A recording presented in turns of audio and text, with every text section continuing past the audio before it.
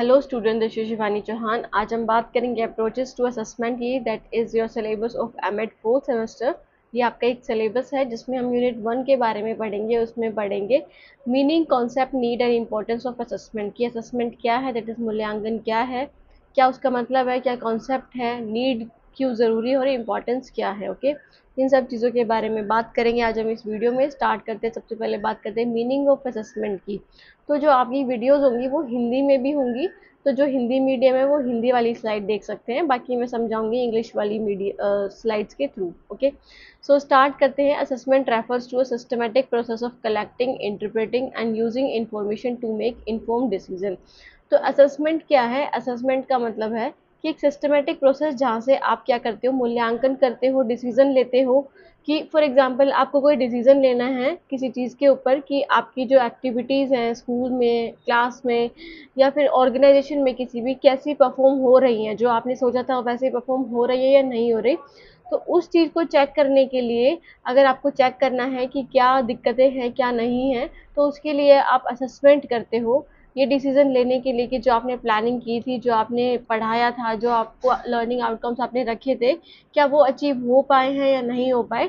तो it is a process of collecting, collect करते हो आप इसमें, फिर इंटरप्रेट करते हो and using the information to make inform decision, कि उनको कंक्लूड करते हो और फिर उस डिसीजन को यूज़ करते हो। मतलब आप उस इंफॉर्मेशन को यूज़ करते हो to make inform decision. Okay, inform decision को बनाने के लिए, inform decision in the sense की ये देखने के लिए कि चीज़ें हो रही हैं सही से या नहीं हो रही हैं। So it involve measuring knowledge, skills, attitude, abilities और परफॉर्मेंस अगेंस्ट एस्टैब्लिश स्टैंडर्ड्स और ऑब्जेक्टिव। कि जो आपने स्टैंडर्ड्स बना रखे हैं, जो आपने ऑब्जेक्टिव बना रखे हैं, उसके प्रति आप कामयाब हो पाए हो या नहीं, वो अचीव हो पाए या नहीं हो पाए, उसको चेक करती है या मेज़र करती है। क्या? असेसमेंट के थ्रू हम मेज़र करते हैं नॉलेज को। इसमें स्किल्स आप मेज़र कर सकते हो, एटीट्यूड मेज़र कर सकते हो, एबिलिटीज और performance. Okay, so in education it may involve evaluating student learning. अगर हम एजुकेशन में बात करें तो इसका मतलब क्या है? स्टूडेंट की लर्निंग को इवेल्युएट करना, उनका मूल्यांकन करना कि वो चीज़ें कैसे कर रहे हैं, उनके ग्रेड्स क्या आए हैं, उनको जितना समझाना उतना समझ में आया है। हेल्थ केयर में मतलब डायग्नोजिंग अ पेशेंट कंडीशन। तो जब आप पेशेंट के कंडीशन को डायग्नोज करते हो, देखते हो कि उनको उनको क्या प्रॉब्लम है, कैसी प्रॉब्लम है, क्या दिक्कतें हैं, आप बीमार हो जाते हो तब डॉक्टर के पास जाते हो, तो वो आपका असेसमेंट करता है। असेसमेंट कैसे? डायग्नोज फॉर्म में। ओके, डायग्नोज करता है, आपको ठीक करता है, आपको चेक करता है कि क्या क्या प्रॉब्लम्स है। साइकोलॉजी में असेसमेंट का मतलब है it include measuring cognitive and emotional functioning. Psychology में क्या मतलब है कि आपके कॉग्निटिव और इमोशनल फंक्शनिंग को चेक करते हैं कि क्या आपका दिमाग सही काम कर रहा है, क्या आपके दिमाग में जो एक्टिविटीज़ हैं वो आपके इमोशनल एटीट्यूड से कितनी ज़्यादा जुड़ी हुई हैं। तो वो सारी चीज़ों को चेक करना कि आप इमोशनली कितने स्ट्रोंग हो, कितने वीक हो। तो जब आप उसको मेजर करते हो तो आप साइकोलॉजी में असेसमेंट का यूज़ करते हो। सो after that is concept of assessment. तो कॉन्सेप्ट क्या है? तो assessment revolve around the identification, measurement, evaluation of characteristics और आउटकम्स। सो असेसमेंट इन सब चीज़ों के आगे पीछे घूमता है, मतलब ये सारी चीज़ें ही आती है कि आप उसमें पहले आइडेंटिफाई करते हो, पहले चेक करते हो कि आपको किस चीज़ का असेसमेंट करना है, क्यों करना है, क्या एक्टिविटीज़ आपने कराई थी, क्या प्लानिंग की थी, आप उसको मेज़र करते हो। मेज़र मतलब आप देखते हो कि जो मैंने आउटकम्स रखे थे वो अचीव हो रहे हैं नहीं हो रहे। फिर इवैल्यूएट करते हो उनको। ओके, देखते हो, उनको ग्रेड्स देते हो of characteristics of outcomes. Okay, so it typically include the following की कंपोनेंट। इसमें पर्पस क्या है? तो purpose understanding what is being assessed and why. तो सबसे पहले आपको ये देखना है कि आपको क्या असेस करना है, किस चीज़ का मूल्यांकन करना है, किस चीज़ को आपको चेक करना है और क्यों करना है। जैसे आपको लर्निंग आउटकम्स चेक करने हैं फॉर मेंटल हेल्थ कंडीशंस, या फिर मेंटल हेल्थ कंडीशन चेक करनी है आपको साइकोलॉजी में। Okay, so tools and techniques क्या रहेंगे, कैसे आप करोगे चेक? मतलब आप चेक भी तो करोगे तो किसी के थ्रू करोगे ना, कोई टूल्स। मतलब आप जैसे आप बोल सकते हो कि आप एमसीक्यूज लेके बच्चों के लर्निंग आउटकम चेक करोगे कि आपने एक चैप्टर पढ़ा दिया, आपको देखना है कि बच्चों को आता है या नहीं आता। तो आप एमसीक्यू के थ्रू कर सकते हो, या फिर लॉन्ग आंसर क्वेश्चंस के थ्रू कर सकते हो, क्विज ले सकते हो उनका। ओके, ऑरल टेस्ट ले सकते हो। सो बेसिकली टूल्स और टेक्निक्स है, जैसे स्टैंडर्डाइज टेस्ट ले सकते हो, सबके लिए एक समान टेस्ट ले लिया आपने। ऑब्जर्वेशन के थ्रू, इंटरव्यूज के थ्रू, चेकलिस्ट के थ्रू या फिर पोर्टफोलियो के थ्रू आप क्या कर सकते हो, बच्चों का मूल्यांकन कर सकते हो। सो इंटरप्रिटेशन, तो analysing the result in the context of benchmark, goals और नॉर्म्स। की जो आपने गोल बनाए हैं, जो आपने गोल सेट करे हैं, उसके अकॉर्डिंग आपको देखना है कि बच्चे कामयाब हो पा रहे हैं या नहीं हो पा रहे हैं। वो उससे कितना करीब हैं या फिर कितना उसके बराबर हैं या कितना पीछे हैं, है ना। और जो आपने नॉर्म सेट किए थे, जो आपने एक स्टैंडर्ड सेट किया था, क्या उसके कैपेबल हैं, उसके साथ वो कंपेयर कर पा रहे हैं खुद को या नहीं कर पा रहे हैं। Okay, so feedback and decision making. Feedback and decision making क्या, using result to inform instruction, treatment plan और पॉलिसीज। की आप क्या कर रहे हो, रिजल्ट्स को यूज कर रहे हो ताकि आप क्या कर सको, इंस्ट्रक्ट कर सको, आप बता सको कि आपकी ये जो बच्चों को आप ये बता सको कि आपकी ये प्रॉब्लम्स है, आप इसमें कैसे सही कर सकते हो, आपको क्या प्रॉब्लम आ रही है इस चीज़ के रिगार्डिंग, मुझे बताओ। ये सब चीज़ों के लिए आप उस असेसमेंट को यूज़ कर सकते हो। ट्रीटमेंट प्लान्स आप बना सकते हो कि कैसे आप ठीक कर सकते हो, पॉलिसी बना सकते हो। Okay, so assessment can be formative और समेटिव। दैट इज फॉर्मेटिव मतलब ऑनगोइंग एंड डेवलपमेंटल, समेटिव मतलब final and judgmental. So basically formative मतलब क्या है, जो असेसमेंट ली जाती है ड्यूरिंग द लर्निंग, जब आप लर्निंग करा रहे हो तब आपने छोटा सा असेसमेंट कर लिया। जैसे कि मैंने यहाँ पे आपको ये बता दिया कि असेसमेंट क्या होता है, तो मैं आपसे पूछ लूँ व्हाट इज असेसमेंट, तो ये ड्यूरिंग द लर्निंग में जो करा रही हूँ वो फॉर्मेटिव असेसमेंट है। ओके, ये ऑनगोइंग होता है और डेवलपमेंटल होता है कि आपको थोड़ा और ज़्यादा डेवलप करने के लिए सारी चीज़ें कराई जाती है ताकि आप में जो आपके पीछे जो प्रॉब्लम्स हैं उसको सॉल्व आउट करने के लिए। समेटिव असेसमेंट फाइनल होता है, फाइनल जब आपका चेक होता है, जैसे मैंने अब आपको ये पढ़ा दिया, उसके बाद दूसरी यूनिट पढ़ा दूंगी, पूरा सब्जेक्ट पढ़ा दूंगी, फिर मैं आपका एक टेस्ट लूंगी at the end of the year. मैं आपको देखूंगी, जैसे अब आप जो एमएड फोर्थ सेमेस्टर ये बच्चे हैं, आप जो वीडियो देख रहे होंगे, वो जो असेसमेंट करेंगे मतलब उनका असेसमेंट क्या होगा, अब उनका असेसमेंट होगा submissive assessment, that is final assessment, जो उनके फोर्थ ईयर के पेपर होंगे। ओके, सो फाइनल और जजमेंटल होता है, इससे आपको पता चलता है कि आप पास हो फेल हो। इसमें आपको जैसे री तो आ जाती है बट उसमें इतनी गुंजाइश नहीं होती, वो आपको फिर दोबारा से ही क्लियर करना होता है। बट अगर पहले जो आपके सेशनल होते हैं उसमें अगर आपको कोई प्रॉब्लम आती है तो आप टीचर से पूछ सकते हैं और टीचर आपको हेल्प कर देगी, तो आप उससे पास या फेल नहीं माने जाओगे। ओके, तो सबमिटिव में क्या होता है, आपको पास या फेल या ग्रेड प्रोवाइड कर दिए जाते हैं। सो ये हिंदी में। सो मूल्यांकन की अवधारणा विशेषताओं या परिणामों की पहचान, माप और मूल्यांकन के इर्द गिर्द घूमती है। इसमें आमतौर पर निम्नलिखित प्रमुख घटक शामिल होते हैं। तो इसमें पहले हमें उद्देश्य देखना होता है कि क्यों हम असेसमेंट कर रहे हैं, है ना, क्यों करा जा रहा है असेसमेंट, की बच्चों के सीखने के परिणाम को जानने के लिए, मानसिक स्वास्थ्य स्थितियाँ जानने के लिए, या फिर उपकरण और तकनीक हम चेक करते हैं और व्याख्या चेक करते हैं, ये सारी चीज़ें, और फीडबैक और निर्णय लेते हैं फिर उसके बाद। तो मूल्यांकन क्या है, एक रचनात्मक और सारांशात्मक, ओके सॉरी हिंदी थोड़ी वीक है, सारांशात्मक दैट इज अंतिम एवं निर्णयात्मक हो सकता है। So after that is the assessment is necessary for several reason. तो क्या नीड्स है, क्यों जरूरी है। ओके, तो नीड क्या है, क्यों हमें असेसमेंट करना बहुत जरूरी है। तो सबसे पहले तो स्ट्रेंथ और वीकनेस समझने के लिए। देखो एज अ टीचर खुद का भी असेसमेंट करती है, खुद का भी मूल्यांकन करती है। जब टीचर्स आपको पढ़ाते हैं जो चीज़ें उन्होंने पढ़ाई, तो उससे पहले वो लर्निंग आउटकम सेट करके चलते हैं कि मैं पढ़ा दूंगी तो बच्चों को इतना समझ में आ जाएगा, क्योंकि आपने लेसन प्लान बनाए होंगे, वहाँ पे आप लर्निंग आउटकम जरूर लिखते हो। ओके, जब टीचर असेसमेंट कर रही है बच्चों का, तो वो साथ में अपना भी असेसमेंट कर रही है, अपने भी वो देख रही है कि उसने कितने अच्छे से पढ़ाया है, कि कितने बच्चों को वो लर्निंग आउटकम्स क्लियर हो पाए हैं जो टीचर ने डिसाइड किए थे।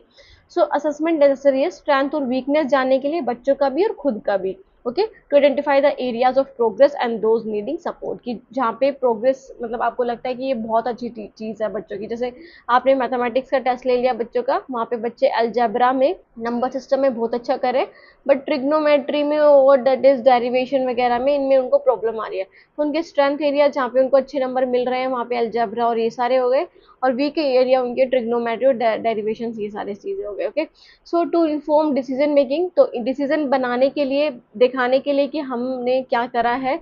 सो guide strategies in education therapy और ऑर्गेनाइजेशनल पॉलिसी, तो ये क्या करता है, एजुकेशन में स्ट्रेटेजीज डिसाइड करते हैं हम इसके अकॉर्डिंग, कि बच्चों को जितना आ गया, बच्चों को जितना समझ में आ गया, उसके अकॉर्डिंग हम स्ट्रेटेजीज तैयार करेंगे आगे, कि और बच्चों को प्रॉब्लम्स ना आए उस चीज़ के रिगार्डिंग, या फिर हम पॉलिसी भी तैयार कर सकते हैं बिकॉज ऑफ द असेसमेंट। फिर उसके बाद आ जाता है to ensure accountability, it means की help stakeholder evaluate whether objectives are being met, कि स्टेक होल्डर्स मतलब जो जैसे एजुकेशन के स्टेक होल्डर्स कौन हो गए, बच्चे खुद हो गए, उनके पेरेंट्स हो गए, कम्युनिटी हो गई, सोसाइटी हो गई, तो उनको बताने के लिए कि जो ऑब्जेक्टिव्स आपने डिसाइड किए थे वो अचीव हो पाए हैं या नहीं हो पाए। जो आपका एक स्कूल का स्टैंडर्ड था कि आप बच्चों को बहुत ज़्यादा अच्छा पढ़ाते हो, कॉलेज का स्टैंडर्ड था आप बहुत अच्छा पढ़ाते हो, बच्चों के मार्क्स आते हैं, बच्चों को समझ में भी आता है, तो वो सारी चीज़ें अचीव हो पाई हैं या नहीं हो पाई, ये बताने के लिए डिफरेंट पीपल को, डिफरेंट स्टेक होल्डर्स को ऑफ एजुकेशन या फिर किसी भी डिपार्टमेंट, किसी भी ऑर्गेनाइजेशन में टू ट्रैक प्रोग्रेस, तो आप प्रोग्रेस ट्रैक करते हो, provide benchmark for personal, academic और प्रोफेशनल ग्रोथ, कि आप क्या करते हो, एक बेंचमार्क सेट कर लेते हो कि जैसे आपने पहले ही डिसाइड कर लिया कि बच्चों को इतनी सारी चीज़ें आ जाएंगी, आपने लर्निंग आउटकम डिसाइड कर लिए, तो वो पर्सनल आपके जो पर्सनल पर्सपेक्टिव है या पर्सनल डेवलपमेंट है वो कैसे अचीव होगा, एकेडमिक को देखता है, और प्रोफेशनल ग्रोथ कितनी हो रही है आपकी, वो सारी चीज़ें देखता है। टू प्रोवाइड फीडबैक, फीडबैक भी प्रोवाइड करता है कि आप कितने अच्छे हो पढ़ाई में, कितने नहीं हो, क्या चीज़ें काम कर रही हैं, क्या चीज़ें नहीं कर रही है, उन सबको चीज़ों को भी देखने के लिए असेसमेंट करा जाता है। सो स्टूडेंट ये हिंदी में है, जो हिंदी मीडियम वाले होंगे वो इसका स्क्रीनशॉट ले लेना। Okay, so after that is the importance of assessment. Importance क्या है असेसमेंट की? तो सबसे पहले तो गाइड टीचिंग एंड इंस्ट्रक्शन। तो सबसे पहले टीचिंग को, मतलब जो पढ़ा रहे हैं, जो शिक्षक हैं, उनको गाइड करता है। असेसमेंट के थ्रू टीचर पता लगा सकते हैं कि बच्चों को कितना आता है, कितना नहीं आता। जैसे एक असेसमेंट होता है प्लेसमेंट असेसमेंट। ओके, ये क्या होता है? बिफोर द लर्निंग, आपकी प्रीवियस नॉलेज को चेक करने के लिए कि आपको कितना आता है किसी चीज़ के बारे में। तो इससे टीचर क्या कर सकती है, इंस्ट्रक्शन प्लान बना सकती है according to your needs, according to interest, और अकॉर्डिंग टू कि आपको कितनी चीज़ें आती हैं।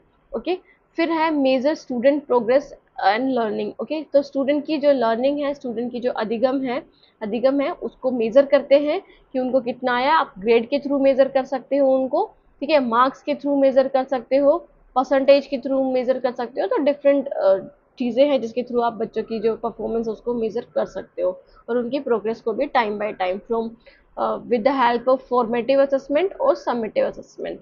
फिर है प्रोवाइड फीडबैक टू स्टूडेंट। तो स्टूडेंट्स को फीडबैक मिलता है, मतलब उनको पता लगता है कि उनकी नॉलेज कितनी एनहेंस हुई है, किस चीज़ में कितनी कमी है। इट मीन्स कि वो स्वोट एनालिसिस कर पाते हैं अपना बिकॉज ऑफ द असेसमेंट, कि वो स्ट्रेंथ, वीकनेस, अपॉर्चुनिटी, थ्रेट्स के बारे में जान पाते हैं।